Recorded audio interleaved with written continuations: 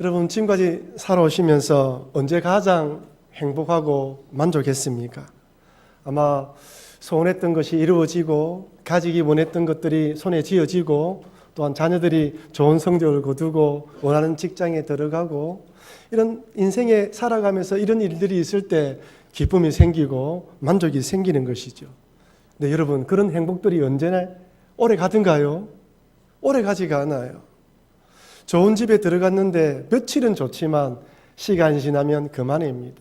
좋은 차도 고급의 이런 스마트폰도 처음에 손에 쥘 때는 기쁘고 즐겁지만 오래 가지 못한다는 것이죠. 여러분, 로또에 당첨된 사람이 얼마 동안 기뻐할까요? 그 기쁨이. 어디서 이런 연구를 조사를 했는지 모르지만 정확한지도 모르겠지만 3개월 간다고 이야기하시는 분들이 있습니다. 깁니까? 짧습니까? 아무리 큰 금액에 당첨되어도 그 이상 가지 못한다는 것이죠. 여러분, 행복에도 면역이 있습니다. 사람이 어떤 행복, 이 정도 수준의 행복감을 누렸다면 더 높은 행복감, 더 높은 만족감이 와야지만 우리 마음이 더 행복하다는 거예요. 그래서 우리 인생이라는 것이 사람들이 좀 더 좋은 행복, 좀 더 만족감을 누리기 위해서 끝없이 달려가다가 어느 날 생을 마감하는 것이 인생이라 할 수 있습니다. 철학자나 심리학자들은 사람들이 진짜 행복하기 위한 2가지 조건을 이야기를 합니다. 그 중에 첫 번째가 자기 자신에 만족하는 것이라고 말합니다. 에이리 프롬의 소유냐 존재라는 책에 보면 2종류의 인간으로 나누는데 소유적 인간과 존재적 인간으로 나누는 것이죠. 소유적 인간은 자기의 가진 것에 오전하는 반면에 존재적 인간은 자신이 존재하는 것으로 만족하여 행복은 소유에 있는 것이 아니라 나의 존재에 만족할 때 주어진다고 주장합니다. 여러분, 주변에 소위 성공했다고 인정받는 사람들이 있죠. 사람들에게 출세했다고 박수를 받는 사람들도 있습니다. 하지만 그 모든 사람들이 다 행복해하던가요? 남들이 보기에 부러워할 자리에 올라갔음에도 불구하고 너무나 힘들어하고 괴로워하는 것을 보게 됩니다. 반면에 자연인이라 불리는 사람들은 어떻습니까? 저 산속에 오지에 무인도에 아무도 살지 않는 곳에서 너무나 불편한 가운데에서도 행복해하며 만족하는 것을 볼 수 있습니다. 소유가 아니라 존재라는 것이죠. 두 번째로 격려받으며 위로받을 수 있는 좋은 관계를 많이 맺은 사람이 행복하다고 이야기를 합니다. 언제든지 만나면 편하고 좋은 친구들과 위로받을 수 있는 가족들이 주는 행복은 일시적이지 않습니다. 관계가 깊어지면 질수록 그 행복감은 더 깊어지는 것이죠. 더 많은 행복감을 줍니다. 여러분, 명절 때 다 고향에 다녀오셨죠? 명절날 고향에 가면 차들이 막히고 참 고생을 많이 한다는 걸 알면서도 명절날 고향집에 부모님을 찾아뵙는 이유가 무엇입니까? 부모님을 찾아뵈어서 그 부모님의 사랑, 무한한 지지를 해주는 부모님의 사랑을 받을 때 짧은 시간이지만 기쁨을 누리는 것이죠. 이 세상은 철저하게 실력과 성과로 평가하지 않습니까? 그래 늘 긴장하며 조마조마한 마음으로 살아가는 것이 인생입니다. 하지만 부모님은 언제나 내 편입니다.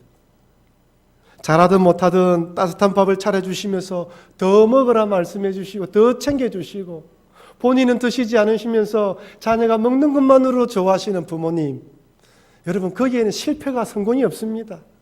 자녀가 실패해도 부모님의 자녀이고 성공해도 자식인 것이죠. 그러니 그 무한한 지지를 받기 때문에 행복하고 만족한 것입니다.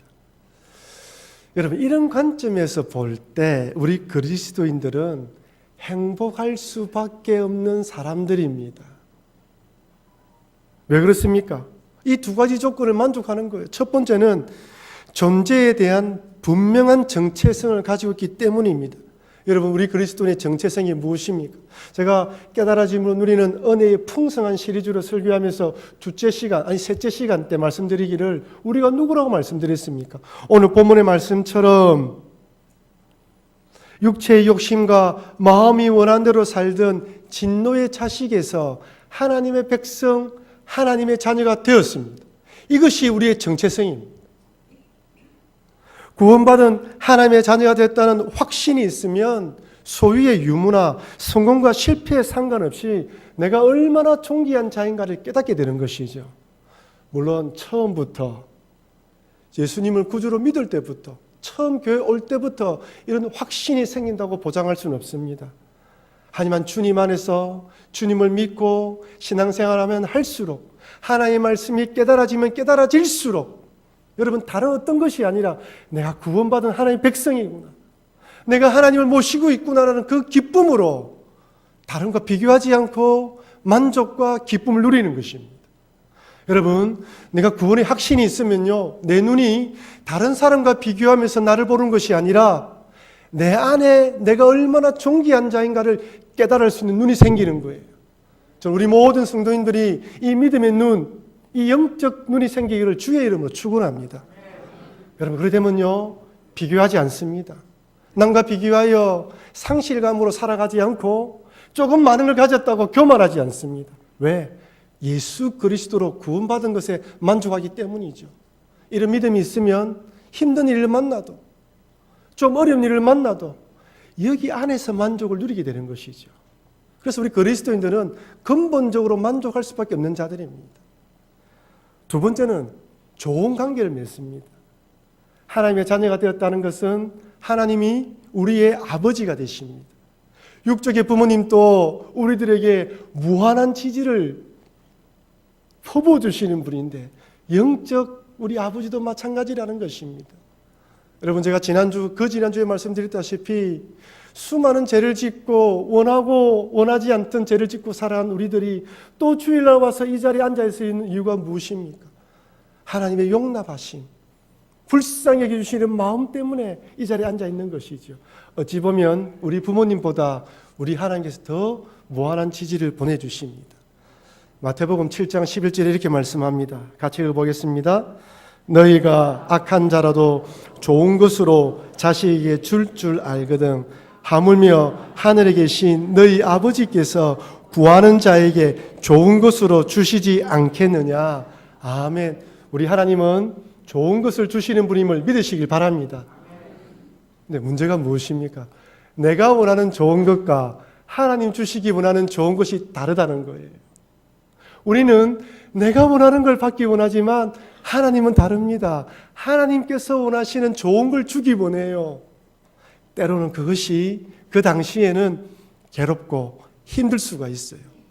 하지만 결국에는 그것이 좋은 것이 됩니다. 우리가 하나님을 아버지를 믿는다는 것은 지금은 좋지 않아 보인다 할지라도 결국에는 아버지는 좋은 것을 주시는 분이기 때문에 좋은 것이라고 믿는 것이 믿음이에요. 이것이 하나님 믿는 믿음입니다. 아울러 또한 우리들에게는 귀한 믿음의 공동체가 있습니다. 함께 신앙생활하는 지체들과 믿음의 교제를 나누는 것이죠. 여러분, 내 옆에 계신 분들이 누구입니까? 내가 예수님으로 구원받았듯이 그분들도 예수 그리스도로 구원받은 자들입니다. 나와 너가 함께 모여 우리가 되었습니다. 우리는 같은 편입니다. 한번 따라갈까요? 우리는 같은 편입니다. 오늘 본문에서 보면 우리라는 단어가 6번이나 등장합니다. 구원은 예수 그리스도를 구주로 믿는 각 개인의 신앙 고백으로 구원이 이루어집니다. 그래서 갈라디아서 이렇게 말씀합니다. 갈라디아서 2장 20절 같이 읽겠습니다. 내가 그리스도와 함께 십자가에 못 박혔나니 그런즉 이제는 내가 사는 것이 아니요 오직 내 안에 그리스도께서 사시는 것이라. 이제 내가 육체 가운데 사는 것은 나를 사랑하사 나를 위하여 자기 자신을 버리신 하나님의 아들을 믿는 믿음 안에서 사는 것이라. 아멘. 여러분, 여기에 나라는 단어가 몇 번 등장합니까? 6번 등장하죠. 개인의 구원은 철저하게 개인입니다. 각 개인이 예수 그리스도를 구주로 고백하고 그 믿음으로 살아야 됩니다. 그렇게 나로 구원받은 우리가 함께 모여서 우리가 되는 것입니다. 여기 계신 여러분들은 각 개인으로 구원받았지만 함께 공동체로 모여서 아름답게 신앙생활을 해야 되는 것입니다. 내가 예수님으로 구원받은 것처럼 우리 또한 그렇다는 것이죠.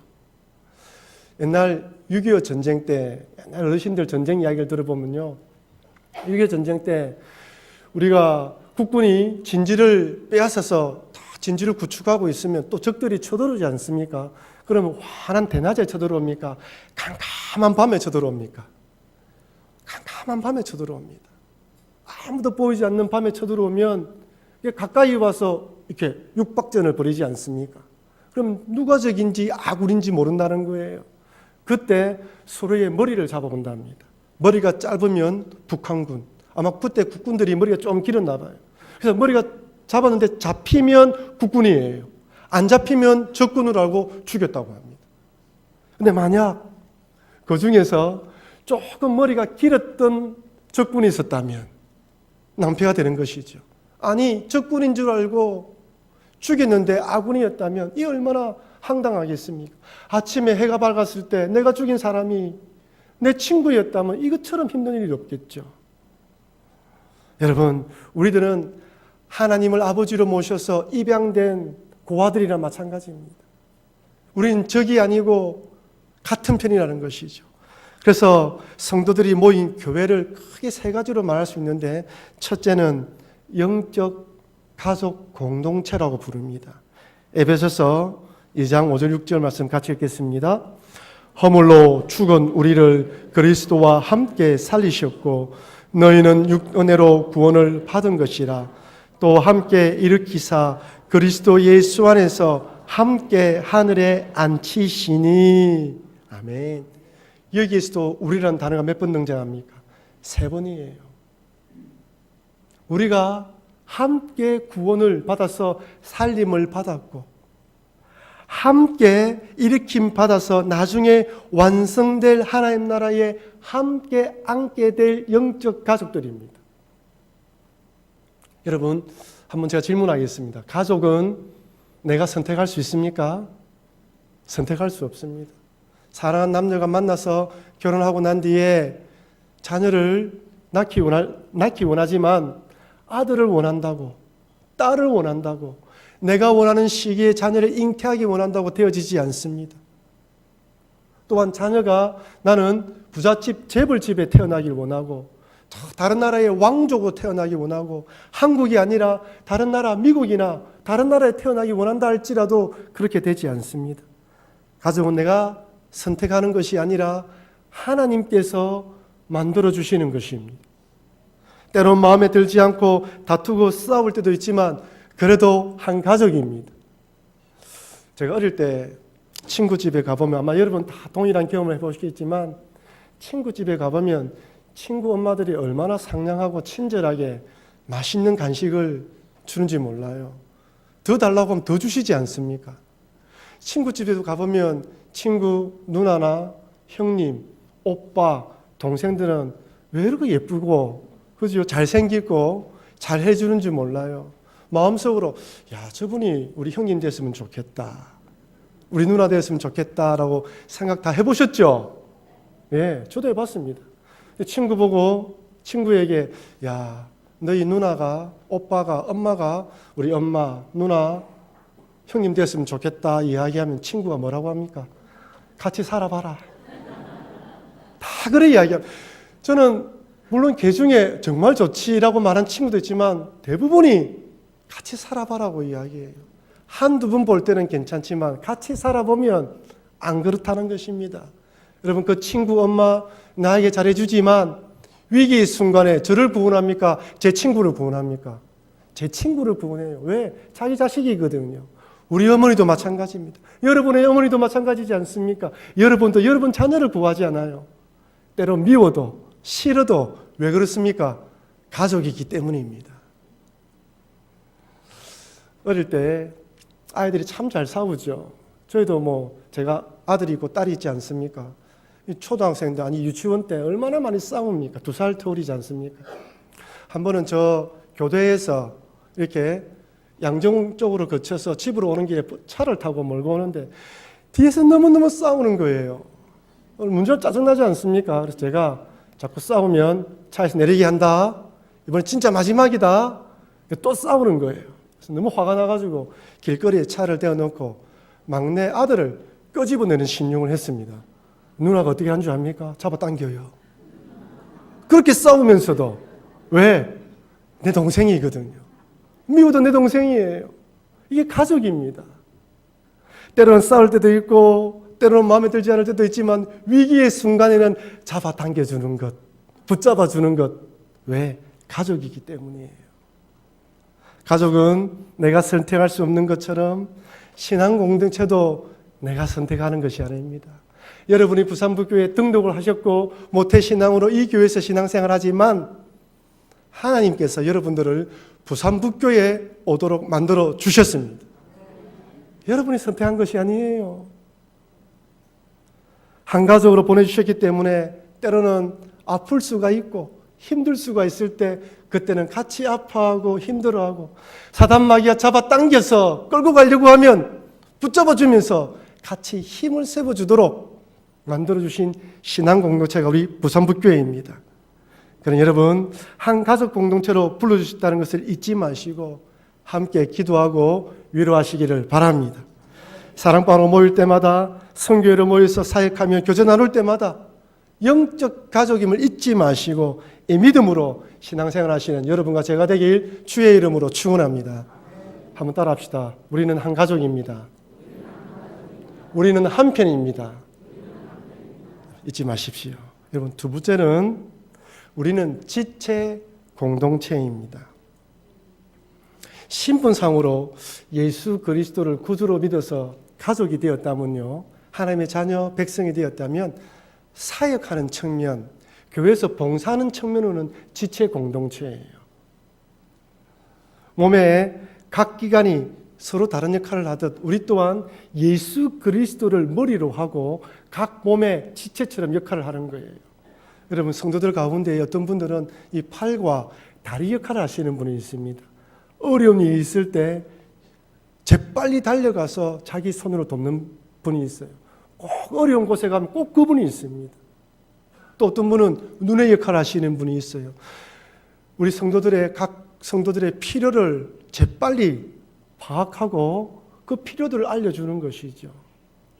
또 어떤 분들은 기회 역할을 잘 하시는 분들이 있습니다. 제가 요즘 보니까요, 이 기회 역할을 잘 하시는 분들이 많았으면 좋겠어요. 요즘 사람들이 자기 이야기 하기를 너무 좋아합니다. 반면에 잘 들어주지 않거든요. 그래서 가끔 보면 이야기를 잘 들어주는 친구, 말없이 그냥 자기만 이야기를 들어주는 친구, 좋아하는 것 같아요. 또 반면에 이 격려의 말, 위로의 말, 그 사람의 꼭 필요한 말들을 적절하게 잘해주는 입의 역할을 잘하는 성도도 있습니다. 제각기 역할이 다르다는 것이에요.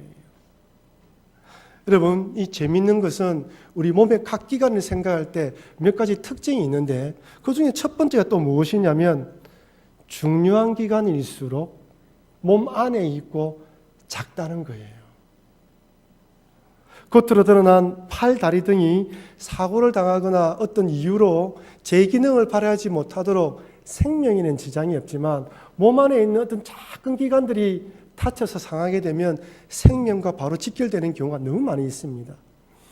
우리 지난달 9월 달에 선교 헌신 예배 강사로 오셨던 정동철 선교사님이라는 분은 케냐에서 선교를 하셨어요.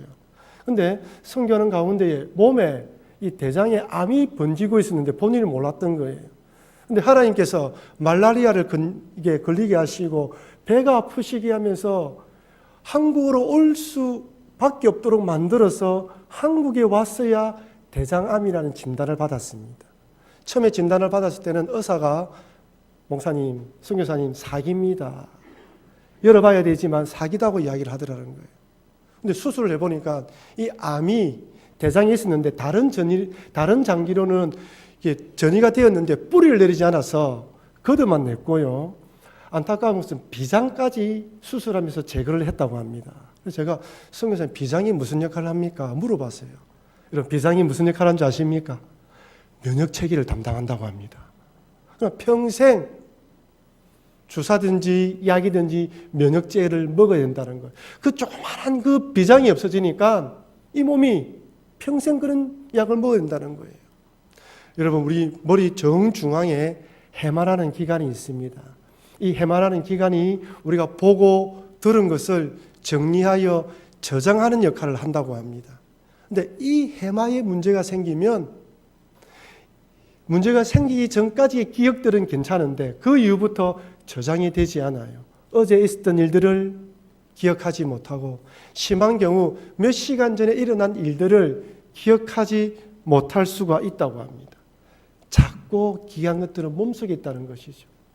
또 다른 특징이 무엇이냐면 우리 몸은 약하고 아픈 곳이 있으면 성한 곳이 희생하여 돕습니다. 제가 만약에 왼쪽 팔을 다쳐서 깁스를 하게 됐다면 깁스를 하고 난 뒤에 팔을 고정시키기 위해서 목에 이 줄로 걸지 않습니까? 그때 목이 팔 보고 다치기는 네가 다쳤는데 왜 내가 희생해야 되느냐 이야기를 하지 않아요. 그죠? 여러분, 오른 다리를 다쳤다고 생각해 보십시오. 오른쪽 다리를 다쳐서 깁스를 하게 되면 왼쪽 다리에 두 배의 힘이 쏠리게 됩니다. 두 팔은 목발을 짚어야 되기 때문에 불편한 것이죠. 이때 이 두 팔이 야, 다리는 너 다리 문제인데 팔인 내가 왜 관여해야 되냐 말하지 않아요. 우리 몸은 철저하게 약한 부분을 돕고 희생하도록 설계되어져 있습니다. 하나님께서 우리들을 한 지체로 불러주셨다는 것은 서로의 재능과 은사가 달라서 다르고 약한 지체를 돕도록 만들었다는 거예요. 그래서 여러분들이 내 지체가 힘들어하고 어려워하는데 못 본 척하고 지나간다는 것은 목이 팔에게, 팔이 다리에게 나는 너와 달라라고 말하는 것과 똑같다는 것입니다. 그러니 서로의 다름을 인정하고 상대방이 나와 다른 것을 바라보고 도와야 된다는 것이죠. 님의 침묵이란 시를 쓴 만해 한용운 시인이 사랑의 청량이란 책에서 사랑에 대해서 이렇게 말했습니다. 한번 잘 보십시오. 당신과 나의 거리가 멀면 사랑의 양이 많고 거리가 가까우면 사랑의 양이 적을 것입니다. 여러분 이해되십니까? 사람이 사랑하면 가까워지죠. 근데 사랑의 양이 많으면 멀어진다고 이야기를 합니다. 사랑의 양이 적으면 가까워진대요. 이 말을 잘 풀어 설명해 드리면요. 사람이 누구를 사랑하게 될 때 우리는 본의 아니게 그 사람을 나처럼 내가 원하는 방향으로 조정하고 바꾸려고 한다는 거예요. 그러나 진정 그 사람을 사랑하면 그 사람 있는 존재 그 자체로 그 사람의 기질과 성질과 그 사람의 특성 그대로를 인정하면서 사랑한다는 것입니다. 그래서 참으로 사랑하는 사람은 그 사람을 저 멀리 있는 그대로 두는 사랑이라는 거예요. 반면에 이기적인 사랑, 자기만 생각하는 사랑은 어떻게든지 자기 가까운 쪽으로 끌어당기기 때문에 가까이 둔다는 것입니다. 그것을 당신과 나의 거리가 멀면 사랑의 양이 많고 거리가 가까우면 사랑의 양이 적다라고 표현하는 것입니다. 여러분 처음 결혼하셔서 부부싸움 많이 하셨죠? 왜 그렇습니까? 내 스타일대로 내 것을 고집하기 때문이에요. 교회도 마찬가지입니다. 다 각기 다양한 사람들이 모였습니다. 학력이 다르고 성격이 다르고 성별이 다르고 기질이 다르고 좋아하는 스타일이 다 다릅니다. 내가 저 사람을 내가 원하는 사람으로 만들겠다. 반드시 문제가 일어납니다. 저 사람은 왜 저럴까라고 생각하면 반드시 문제가 생기는 것이죠. 있는 그대로 수용하고 그 존재 가치를 그대로 인정하는 것. 이것이 사랑이고 지체로서 다양성을 인정하는 것입니다. 그럼 여러분 한 가족 공동체로 불러주셨지만 서로의 은사와 재능이 다르고 서로가 다르다는 것을 인정하시면서 필요한 부분들을 자진하여 섬기시고 돕는 여러분과 제가 되길 주의 이름으로 축원합니다. 그럼 여러분, 우리를 하나님께서 구원해 주시고 한 가족 공동체로, 지체 공동체로 불러주신 목적이 무엇일까요? 그것이 세 번째 이유입니다.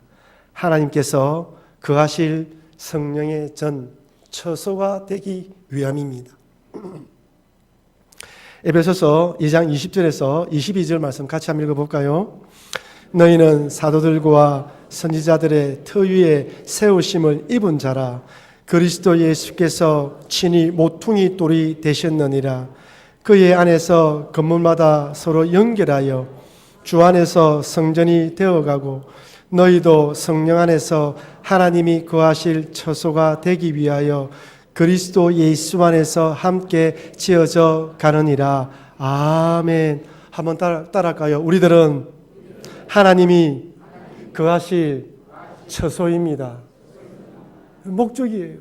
가족으로 불러주시고 지체 공동체로 불러주신 목적이 무엇이냐면 하나님이 거하실 처소가 되기 위함입니다. 우리끼리 잘 먹고 잘 살아서 친하게 지내라고 부른 것이 아니에요. 우리 모든 성도들이 모여서 예배드리며 무엇을 하든지 하나님의 영광과 하나님 나라와 뜻을 바라보고 그 을을 바라보고 살아가도록 우리를 불러주신 것입니다. 하나님께서 원하시는 교회, 하나님을 찬미하는 교회, 온 백성이 칭송받는 교회, 주께서 구원받는 사람을 날마다 더하는 교회, 이것이 우리 모든 성도들의 목적이 되어요. 내 개인의 이윤과 내 개인의 만족만을 위해서 생각한다면 우리 교회가 여러분들에게 만족을 주지 못할 때 여러분들은 교회를 떠날 수밖에 없습니다. 하지만 우리가 하나님께서 우리를 불러주셔서 이런 교회로 세워가도록 우리를 불러주셨다는 목적이 있으면 이 목적에 따라서 때로는 내가 희생하고 섬기면서 세워갈 수 있는 것이죠. 목적이 분명하지 않으면 우리가 모여도 의미가 없는 것입니다. 모든 성도들이 이 목적에 따라 한 가족으로 서로 사랑하며 서로의 다양성을 인정하며 각자 맡은 은사와 재능에 따라 하나님께서 거하시는 처소로 만들어져 갈 때, 이 목적에 따라 살아갈 때 아버지는 아버지로서 나의 긴밀한 관계를 맺고 좋은 것을 주시는 아버지이고, 내 성도들은, 함께 신앙생활하는 성도들은 가족으로 지체로서 긴밀한 관계를 맺음으로 행복할 수밖에 없다는 것입니다. 그럼 여러분, 이 목적에 따라 살아가시기를 바랍니다. 하나님께서는 우리 교회가 여러분들이 이런 믿음의 공동체가 되도록 서신서에 보면 우리 각자가 어떤 삶을 살아야 될지 권면하고 있습니다. 골로새서 3장 12절 14절 말씀 제가 읽어드리겠습니다. 그러므로 너희는 하나님의 택하사 거룩하고 사랑받는 자처럼 긍휼과 자비와 겸손과 온유와 오래 참음을 옷 입고 누가 누구에게 불만이 있거든 서로 용납하여 피차 용서하되 주께서 너희를 용서하신 것 같이 너희도 그리하고 이 모든 것 위에 사랑을 더하라. 이는 온전하게 매는 띠니라. 아멘. 이런 소망을 가진 자, 이런 주의 몸된 교회가 되기를 소망하는 자들은 이런 믿음으로 돌아봐야 한다는 것입니다. 첫째는 내 자신이 그리스도의 사랑받은 자이기 때문에 긍휼과 자비와 겸손과 온유와 오래 참음의 옷을 매일매일 입어야 됩니다. 여러분 옷을 입고 있지 않습니까? 때로는 하루 이틀 입지만은 언제든지 갈아입어야 되잖아요. 개인적으로 구원받은 성도이기 때문에 긍휼과 자비와 겸손과 온유와 오래 참음의 옷을 매일매일 입으라는 것입니다. 어제 입었기 때문에 오늘 안 입는 것이 아닙니다. 매일매일 결단하는 것이죠. 그리고 난 뒤에 서로에게는 불만이 있거든 서로 용납하여 피차 용서하라 말씀하십니다. 그리고 그 위에 사랑을 더하라고 말씀하십니다. 여러분 성경을 읽어보시면 아시겠지만 사랑이란 단어, 용서, 용납이라는 단어가 나올 때는 항상 그 앞에 서로 피차라는 단어가 나오는 것을 볼 수 있습니다. 거의 대부분이 그래요. 사람과의 관계에서는 상대방이 일방적으로 잘못하는 경우는 거의 없습니다. 대부분이 상방간에 문제가 있는 것이죠. 가끔 부부간에 문제가 생겨서 상담을 하러 오시는 분들이 있습니다. 아내의 이야기만 들어보면 정말 그 남편은 정말 몹쓸 남편이에요. 못된 남편입니다. 그런데 남편의 이야기를 들어보면 그럴 수도 있겠다 생각이 들어요. 사람 관계는 서로 상방 간의 문제가 있어요. 어느 한쪽이 일방적으로 잘못하는 경우가 없습니다. 그래서 서로 피차 용서하고 서로 용납하라고 말합니다. 그렇다면 여러분, 자, 여러분의 질문 하나 드리겠습니다. 용서하는 것이 힘들까요? 용납하는 것이 더 힘들까요? 어떤 것이 더 힘들까요? 용서하다라고 번역된 헬라어가 카리조메노이인데 빛이잖아요. 빛을 먼저하다, 또한 은혜를 수여하다는 뜻입니다. 자기에게 잘못한 사람에게 은혜를 베푸는 호혜적인 행위를 용서라고 말합니다. 근데 반면에 용납하다라고 번역된 헬라어 아네코메노이는 지지하다, 받다, 견디다는 말이에요. 지지하는 거예요. 견디는 것입니다. 받아주는 것입니다. 상대방을 있는 그대로 용납하고 받아주는 거예요. 그렇다면 여러분, 용서가 힘듭니까? 용납이 힘듭니까? 용납이 더 힘든 것 같습니다. 용서는 상대방이 자기에게 와서 내가 잘못했습니다라고 머리를 숙이며 용서를 구하는 행위잖아요. 그러니까 우리 그리스도인으로서 이렇게 용서를 구하는데 용서를 해줄 수 있어요. 하지만 어떤 경우 분명하게 잘못했음에도 불구하고 그 사람 기질과 성질과 여러 부분들이 자기가 잘못한 것을 모르는 경우가 있습니다. 우리만 속만 썩는 거예요. 찾아가서 당신 왜 나에게 그런 말씀을 합니까? 라고 따지면 뭐라고 이야기합니까? 왜? 별수가 그럴 수도 있지. 오히려 적반하장격으로 더 화를 내는 경우도 있습니다. 이런 사람과 함께 생활한다는 것은 결코 쉬운 일이 아닙니다. 교회든 직장이든 어느 모임이든 이런 사람이 있으면 너무너무 힘들어요. 근데 여러분, 어디를 가나 이런 사람들이 꼭 있기 마련입니다. 이런 분들을 있는 그대로 용납하라고 말씀하십니다.